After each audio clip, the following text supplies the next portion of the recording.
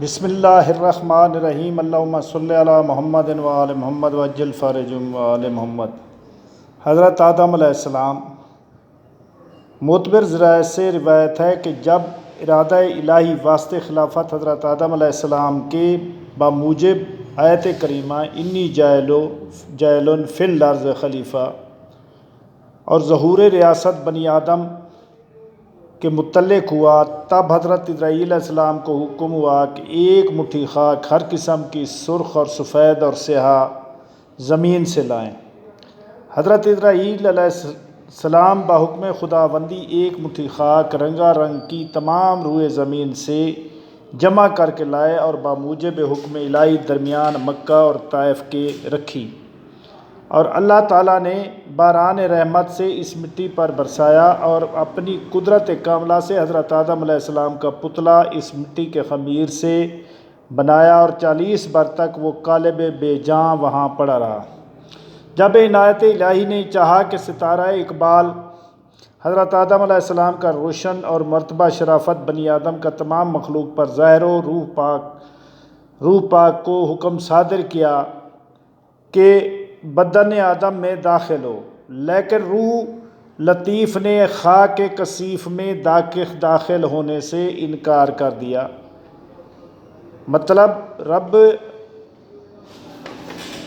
مطلب یہ کہ روح بدن آدم میں داخل ہو لیکن روح لطیف نے خاک کثیف میں داخل ہونے سے انکار کیا۔ خطاب رب الارباب کا روح کو پہنچنا، ادخلوا ایھا الروح فی ھذہ الجسد، یعنی اے جان داخل اس بدن میں ہو۔ جب روح قالب آدم کے سر مبارک کی طرف سے داخل ہوئی، جس جگہ روح پہنچتی تھی بدن خاکی جو مانند ٹھیکرے کے تھا گوشت اور پوست سے بدلتا گیا۔ جب روح سینہ مبارک تک پہنچی تو حضرت آدم علیہ السلام نے ارادہ اٹھنے کا کیا، وہیں زمین پر گر پڑے۔ اس واسطے حق تعالیٰ نے قرآن شریف میں فرمایا ہے کان الانسان عجولا، یعنی انسان جلد باز ہے، اور اسی حالت میں حضرت آدم علیہ السلام نے چھینکا اور الہام الہی سے کہا الحمدللہ۔ اس کریم اور رحیم نے اسی رحمت سے فرمایا یرحمکم اللہ۔ سب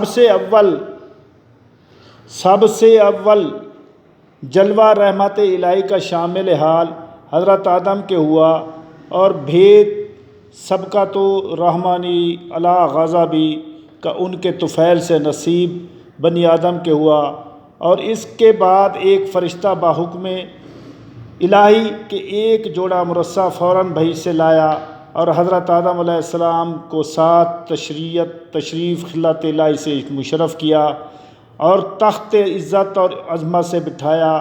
نقل ہے کہ فرشتے ابتدائے پیدائش حضرت آدم علیہ السلام سے آپس میں کہتے تھے کہ جس کو خدا تعالیٰ خاک سے پیدا کر کے مسرد خلافت پر بٹھائے گا تو وہ ہم سے خدا کے نزدیک زیادہ عزیز نہ ہوگا، اور ہم جو بارگاہ علام الغیوب میں دن رات رہتے ہیں علم ہمارا اس سے زیادہ ہوگا۔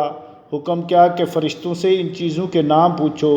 جب حضرت آدم علیہ السلام نے فرشتوں سے پوچھا ابنونی باسماء ہؤلاء ان کنتم صادقین، یعنی خبر دو میرے تئیں ان چیزوں کے نام سے اگر تم سچے ہو، تب فرشتے جواب سے عاجز ہوئے اور اپنے قصور کے معترف ہو کر بولے سبحانک لا علم لنا الا ما علمتنا انک انت العلیم الحکیم، یعنی پاک ہے تو اور نہیں علم ہمارے تئیں مگر جو تو نے سکھایا ہم کو، اور جو عالم اور دانا ہے۔ تب اللہ تعالیٰ نے آدم علیہ السلام کو کمال ظاہر اور باطن سے آراستہ کر کے واسطے زیادتی تعظیم اور تکریم کے ملائک اعظام کو جو آدم علیہ السلام کے تخت کے گرد صف باندھے ہوئے مؤدب کھڑے تھے حکم کیا اسجدوا لآدم فسجدوا الا ابلیس ابى واستكبر وكان من الكافرین، یعنی سجدہ کرو آدم علیہ السلام کے تئیں۔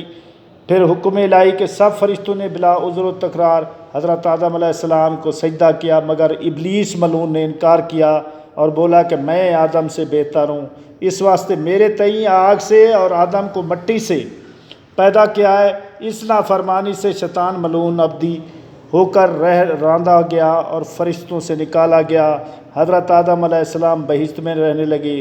طبیعت ان کی مشتاق، جلیس، ہمدم اور انیس محرم کی ہوئی۔ تب حضرت آدم علیہ السلام پر خواب نے غلبہ کیا۔ وقت خواب میں اللہ تعالیٰ نے اپنی قدرت کاملہ سے آدم علیہ السلام کے پہلو و چپ سے حضرت حوا کو پیدا کیا۔ جب حضرت آدم بیدار ہوئے تو دیکھا کہ ایک عورت پاکیزہ ان کے پاس بیٹھی ہے۔ ان کی طبیعت، ہمایوں اور صورت محمود کو دیکھ کر نہایت خوش ہوئے اور پوچھا کہ تو کون ہے؟ حضرت حوا نے کہا میں تیرے بدن کا جز ہوں کہ حق تعالیٰ سبحانہ نے تیری پسلی سے مجھ کو پیدا کیا ہے۔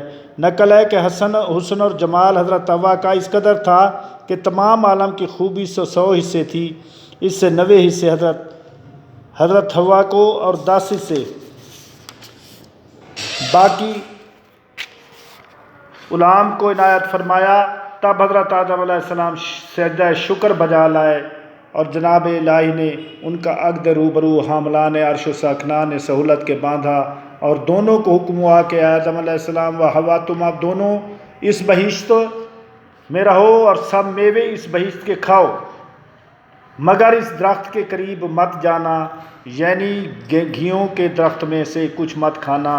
جب ابلیس لعین نے آدم کو سجدہ نہ کیا اور راندا گیا اور فرشتوں سے نکالا گیا، اس سبب سے آتش کینہ ثابت ایک مکان میں رہتے تھے۔ یہ التماس تجھ سے ہے کہ مجھ کو اپنے بازو پر بٹھا کر بہشت میں پہنچا ایک دے تاکہ میں اپنے دشمن سے بدلہ لے سکوں۔ طاؤس نے اس بات سے انکار کیا اور کہا کہ یہ بات تو سانپ سے کہو۔ تب شیطان نے سانپ کے پاس گیا اور اپنے قریب کے منتر سے فریفتہ کیا۔ سانپ اس کو منہ میں لے کر بہشت میں لے گیا اور نگہبان بہشت کو مطلق خبر نہ ہوئی۔ پھر ابلیس حضرت آدم علیہ السلام اور حوا علیہ السلام کے پاس گیا اور رونا شروع کیا۔ حضرت آدم علیہ السلام اور حوا نے پوچھا کہ کیوں روتا ہے، اور انہوں نے شیطان کو نہیں پہچانا۔ تب شیطان نے کہا کہ میں تم کو نصیحت کرتا ہوں، مجھ کو تمہارے حال پر رونا آتا ہے اور تم اس بہشت سے نکالے جاؤ گے اور یہ بہشت کی نعمتیں تم سے چھین لی جائیں گی اور لذت حیات سے ذائقہ موت کا چکھو گے۔ ان دونوں کو اس بات کے سننے سے بہت غم ہوا۔ ابلیس نے کہا اگر تم میرا کہنا مانو تو میں تم کو ایک درخت بتاتا ہوں، اگر تھوڑا میوہ تم اس سے کھا لو گے تو ہمیشہ کے لیے زندہ رہو گے اور صورت موت کی ہرگز نہ دیکھ پاؤ گے۔ حضرت آدم علیہ السلام نے پوچھا وہ کون سا درخت ہے؟ شیطان نے کہا وہی درخت ہے کہ جس کے کھانے سے حق سبحانہ و تعالیٰ نے منع کیا تھا۔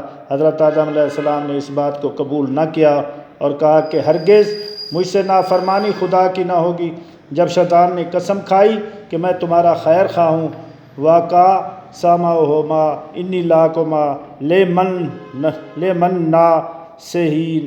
ترجمہ، بعد میں اس کے حضرت آدم علیہ السلام اٹھ کر چلے گئے اور شیطان نے حضرت حوا کی خدمت میں جا کر اسی طرح ان کے دل میں وسوسہ ڈالا اور سانپ نے شیطان کے کہنے پر گواہی دی۔ حضرت حوا نے حضرت آدم علیہ السلام سے عرض کیا کہ سانپ تو خادم بہشت کا ہے اور وہ بھی موافق اس شخص کے یعنی شیطان کی گواہی دیتا ہے۔ اب تو میں پہلے اس درخت کا پھل کھاتی ہوں، اگر کچھ خلل ہو تو میرے واسطے خدا سے معافی مانگیو، اور نہیں تو تم دونوں تمام عمر بہشت کی نعمتیں چین سے کھایا کرو گے۔ والسلام۔